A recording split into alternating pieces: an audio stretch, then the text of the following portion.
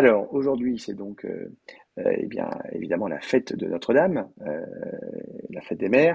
Et justement, on va découvrir sur Notre-Dame. Isa et José vont nous le raconter, ils sont de retour. Euh, c'est la plus connue du monde hein, comme cathédrale, notamment Mm. grâce à Saint Victor Hugo, qui l'a rendue très célèbre, n'est-ce pas, Nicolas? Évidemment, bien sûr. Très beau livre. On peut lire à partir de quel âge, d'ailleurs, le Bossu de Notre-Dame? Notre-Dame de Paris, on peut le lire Hmm, à partir de, allez, je pense que 13 12-13 ans ans? des bons lecteurs, c'est tout à fait possible. Mm. D'accord. Voilà, très très bon livre, évidemment. Il y a aussi une comédie musicale qui porte le même nom, Notre-Dame de Paris. Une Ouais. comédie dont Isa et José sont fans. Vous allez d'ailleurs voir que s'ils n'avaient pas été profs d'histoire tous les deux, ils auraient pu devenir chanteurs. Ou Oula. presque. Voilà. Après Peter et Sloane, après David et Jonathan, je vous offre Oh, j'ai Isa hâte. et José. Attention, les oreilles. Et qu'est-ce que tu fais? C'est quoi ce bruit de cloche? Une nouvelle fois, José, je pense que tu as oublié le thème que nous faisions aujourd'hui. Il est revenu. Le temps des cathédrales.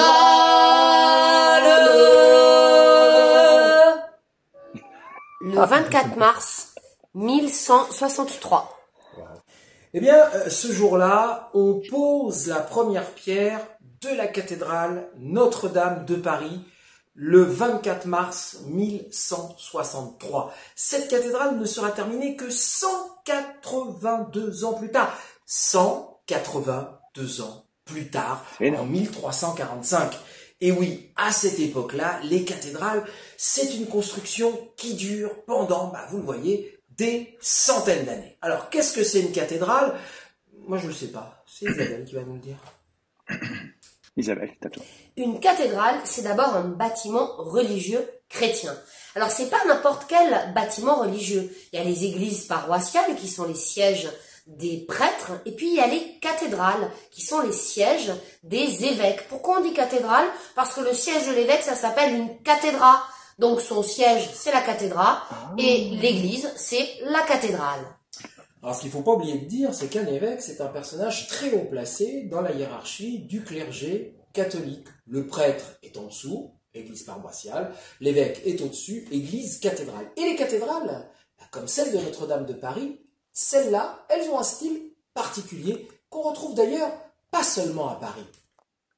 Et oui, il s'agit du fameux art gothique, l'art qui a remplacé l'art roman. Il s'est développé du début du XIIe siècle jusqu'au milieu du XVe siècle à peu près. Et l'art gothique, c'est un art qui est né, un type d'architecture qui est né en France, à peu près dans la région autour de Paris, un rayon de 200 km. On trouve des cathédrales gothiques à Paris, à Amiens, à Chartres, à Reims, et qui ensuite s'étend au reste de l'Europe. On en trouve en Angleterre, à York, en Allemagne, à Cologne, en Espagne, à Burgos. Là aussi, il y a des cathédrales gothiques. Le gothique, ce sont des cathédrales très grandes, très lumineuses et très très hautes. Très lumineuse parce qu'on veut se rapprocher de Dieu et que Dieu est lumière, et à travers ces grands vitraux qui sont des œuvres d'art, la lumière peut pénétrer. Et puis très très très très très très haute. Pourquoi Isabelle? Pour se rapprocher de qui? De Dieu, bien sûr. Évidemment. Mais une cathédrale, ce n'est pas seulement un bâtiment religieux médiéval, Isabelle.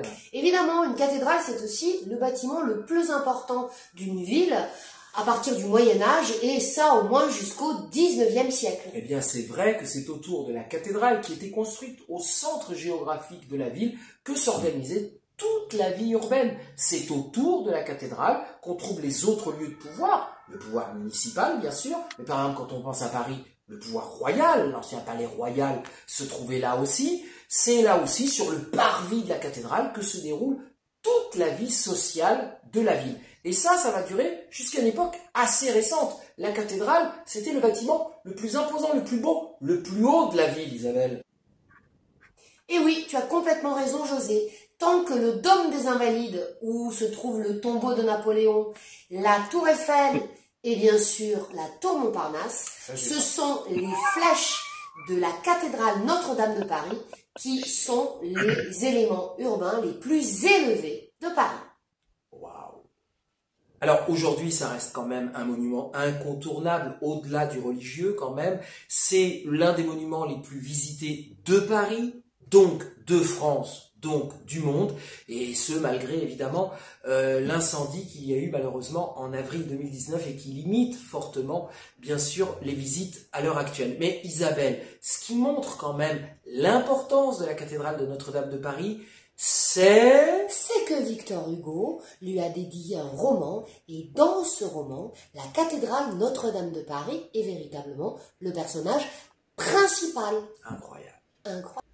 Évidemment, Victor Hugo a inspiré d'autres œuvres artistiques. Bien entendu, Walt Disney avec le Bossu de Notre-Dame, et puis la célèbre comédie musicale Notre-Dame de Paris. Elle est belle. Elle est belle. Couchez, Quasimodo, couchez. Franchement, ils Oh, ils sont pas Alors possibles. là, bienvenue à l'EHPAD. on peut dire merci à Isa et José. Bravo à José pour ce formidable Quasimodo. Ils ont Oh, bien c'est bossé, beau. hein. Bien bossé, pardon.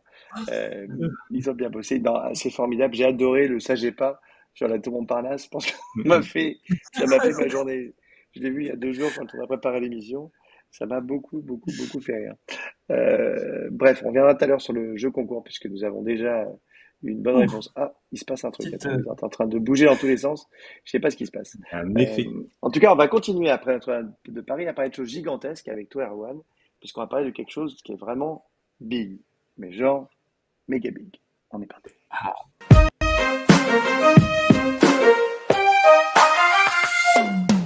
Alors, Erwan, pour continuer sur le thème du cours de maths de Nico et Cyril sur les airs et sur les surfaces, on va parler maintenant d'une très grande ville pour le coup.